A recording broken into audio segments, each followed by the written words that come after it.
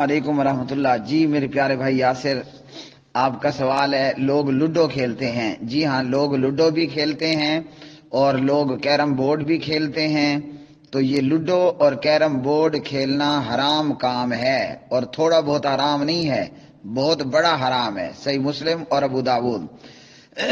इसलिए लूडो भी हराम है और कैरम बोर्ड भी हराम है। अब चाहे लूडो पर वो जुआ लगाएं या मुफ्त में लूडो खेलें, कैरम बोर्ड मुफ्त में खेलें या जुआ लगाकर खेलें, लूडो और कैरम बोर्ड दोनों के दोनों हराम हैं। सही मुस्लिम।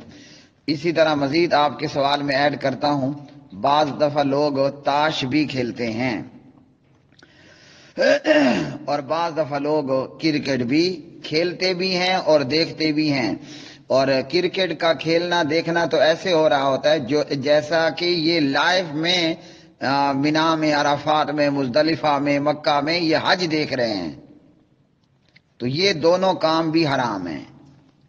ताश खेलना, क्रिकेट देखना खेलना और प्लस शतरंज, ये तीनों काम हराम। पहले दो भी हराम, तीन ये भी हराम। कितने हराम बन गए? 5 हराम। अब ये ताश खेलना और क्रिकेट खेलना और क्रिकेट देखना क्यों हराम है? इसलिए कि ये तमाम चीजें लाहवल हदीस हैं। ये वो चीजें हैं कि जो बंदे को अल्लाह की याद से, जिक्रुल्लाह से, इबादत से दूर करती हैं।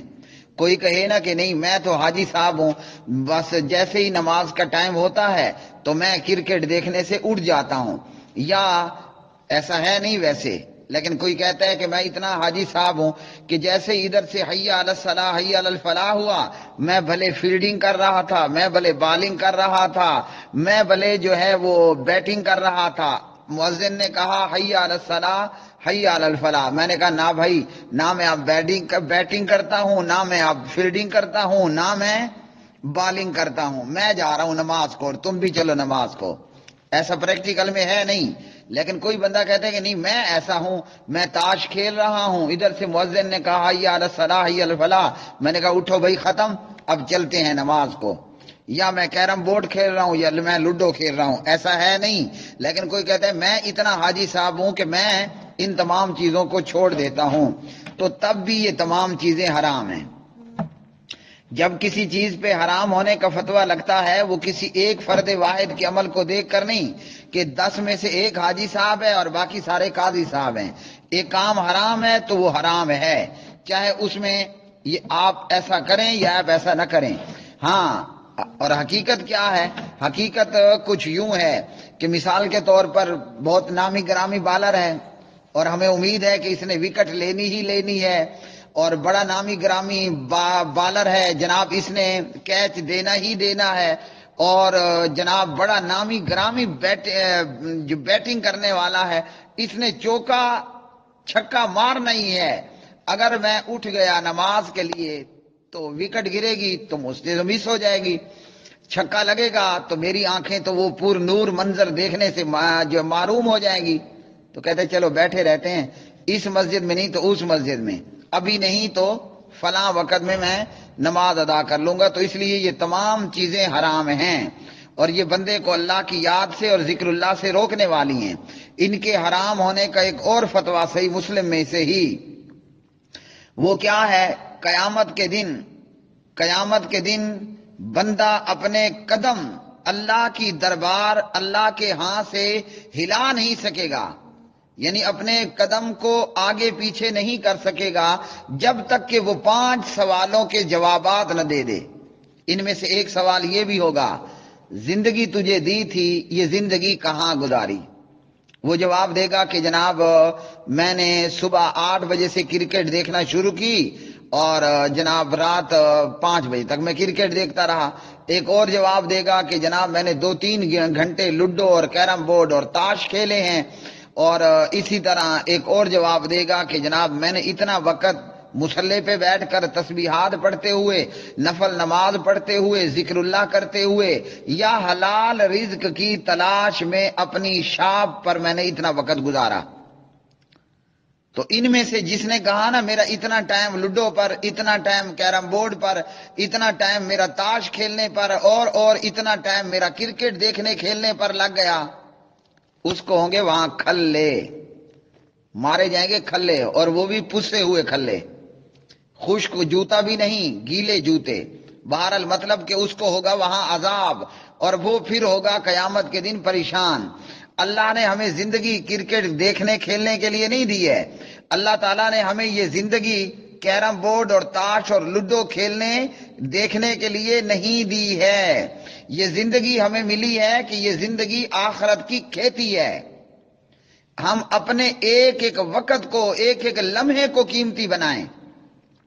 ہمارا وقت عبادت کے وقت میں عبادت میں گزرے، اور ہمارا وقت حلال کمائی کرنے کے لیے اپنی شاپ پر گزرے۔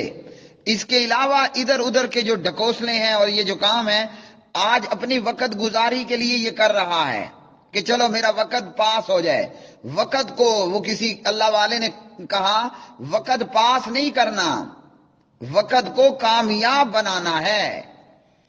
آج نہیں پتہ چل رہا کہ 2 گھنٹے، آدھا گھنٹہ لوڈو کیرم بورڈ تاش کھیلنے میں لگ گیا، کل قیامت کے دن ایک ایک لمحے کی قیمت کا ہمیں اندازہ ہوگا کہ کاش کہ جتنی دیر میں نے لوڈو اور کیرم بورڈ اور کرکٹ دیکھی کھیلی، اور جتنی دیر میں میں نے تاش کھیلے، اتنے وقت میں سبحان اللہ کہہ دیتا، تو آج میری جنت میں کتنی زیادہ شجرکاری ہو چکی ہوتی۔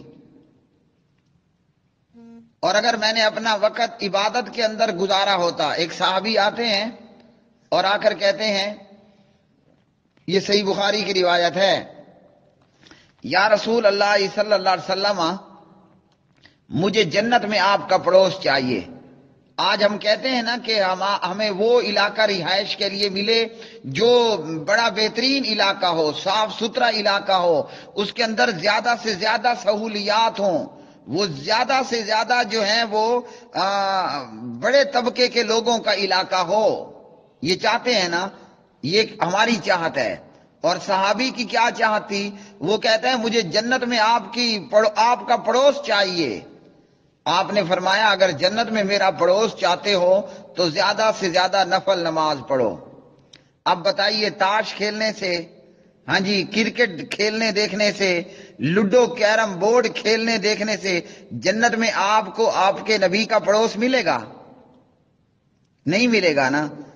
تو اگر یہی وقت ہم نفل نماز پڑھنے میں گزار دیں، اگر یہی وقت ہم قرآن پڑھنے میں گزار دیں، اگر یہی وقت ہم قرآن سننے میں گزار دیں، اگر یہی وقت ہم حلال طریقے پر حلال کاروبار کرتے ہوئے گزار دیں، تو تاش اور لوڈو اور کیرم بورڈ اور کرکٹ وغیرہ، اگر ان نکمے کاموں میں اپنا وقت گزارا تو کل قیامت کے دن افسوس کے ہاتھ ملنا ہوں گے۔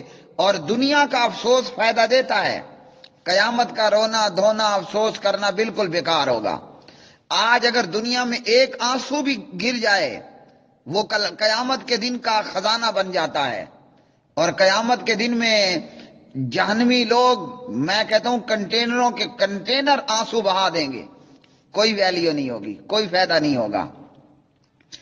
تو وہ صحابی کہتے ہیں جنت میں آپ کا پڑوس چاہیے۔ آپ نے فرمایا نفل نماز زیادہ پڑھو، اپنے وقت کو پاس کرنے کے لیے تاش اور لوڈو پہ نہیں بیٹھنا، کرکٹ پہ نہیں بیٹھنا، اپنے وقت کو کامیاب بنانے کے لیے مصلی بچھا لینا ہے، سبحان اللہ الحمدللہ کی تسبیحات پڑھ لینا ہے، یا کوئی ایسا کام کرنا ہے کہ جو آپ کے دین اور دنیا کا فائدہ مند ہو۔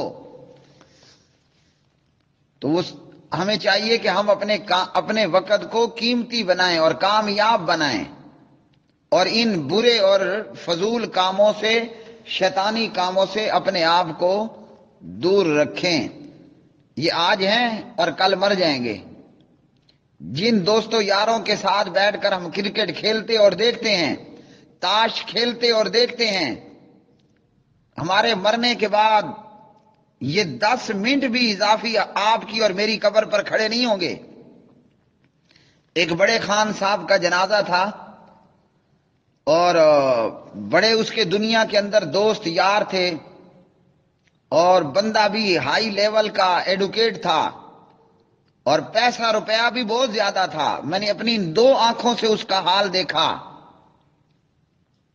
جب وہ مرا، اس کی قبر پر تدفین کے بعد، دفن کرنے کے بعد میں پیچھے آدھا گھنٹہ کھڑا دیکھتا رہا. خیر میرے کھڑنے کا مطلب اس کے لیے دعائیں کرنا تھا، لیکن اس آدھے گھنٹے کے اندر میں نے دیکھا ایک اس کا جگری یار بھی 2 منٹ اضافی کھڑا نہیں ہوا کہ حاجی صاحب مر گیا ہے. میرا دوست تھا، مجھے کھلاتا تھا، پلاتا تھا، میرے ساتھ بڑے بیٹھکیں کیا کرتا تھا. آج میں 15 منٹ اس کی قبر پہ زیادہ کھڑا ہو جاؤں. سب چھوڑ چھاڑ کے چلے گئے. تو ان یاروں اور ان دوستوں کا کیا فائدہ کہ جن کے ساتھ ہم بیٹھ کر کرکٹ میں، لوڈو میں، کیرم میں اور تاش میں اپنا وقت برباد کر دیں، کل وہ 5 منٹ کے لیے بھی ہماری قبر پہ کھڑنے کے لیے تیار نہ ہو. حالانکہ صحابی رسول کا فرمان یہ ہے، صحابی کا قول ہے، میت کو دفن کرنے کے بعد اتنی دیر تک کھڑے رہو کہ جب تک کہ اونٹ ذبح ہو، اونٹ نہر ہو، ذبح ہو اور اس کا گوشت تیار ہو.